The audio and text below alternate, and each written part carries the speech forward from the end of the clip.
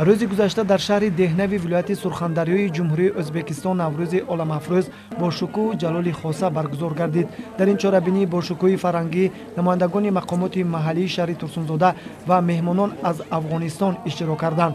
مهمانان را گل دختران با نان و نمک و رقص و بازی‌های دلنشین پیشواز گرفتند.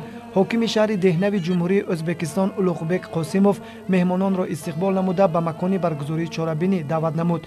مهمانان لحظه چند از نوروزگاه شهر دهنوی جمهوری ازبکستان از برنامه‌های رنگین فرهنگی دیدن نموده فراغت کردند.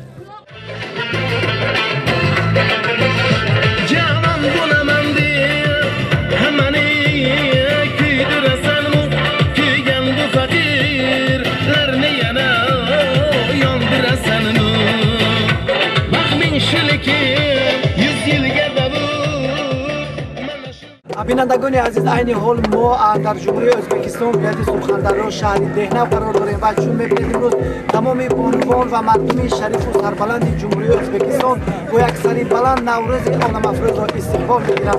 نوروزتان مبارک باشد. رحمت sog' bo'lingizlar.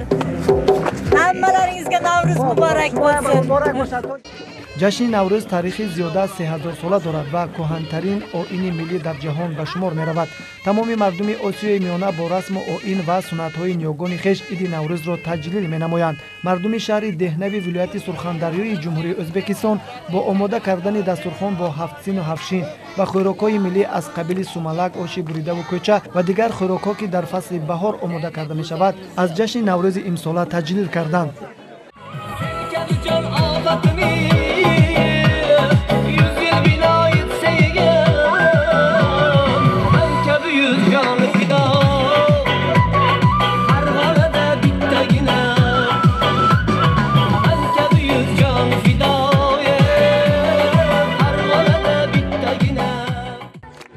عید نوروز این جشن آغاز بهار و سال نو مردم فارس و تاجیک به شمار می رود. نوروز در لغت‌ها به معنای روز نو و تازه، روز نخستین اول روزهای سال، یعنی روزی که سال نو از آن آغاز می گردد آمده است.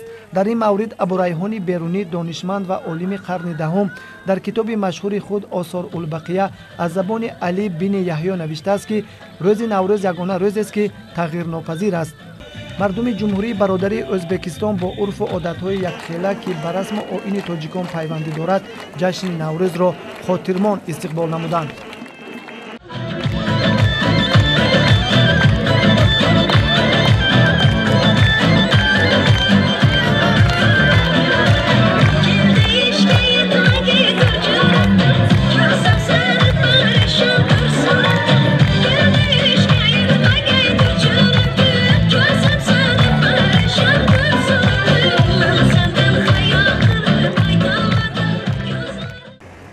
در فرآورد این چاربینی فرنگی حاکم شهر دهنوی ولایت سرخندریوی جمهوری ازبکستان اولوغبک قاسموف چون رمز دوستی و برادری و احترام مردم تاجیک به مهمانان تحفه‌های خاطروی، کلاه و جامه تقدیم نمود.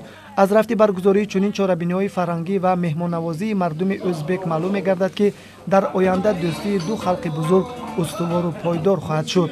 صابرجان سعیدوف ظفر حسنوف از شهر دهنوی جمهوری ازبکستان برای برنامه اطلاعاتی خبر.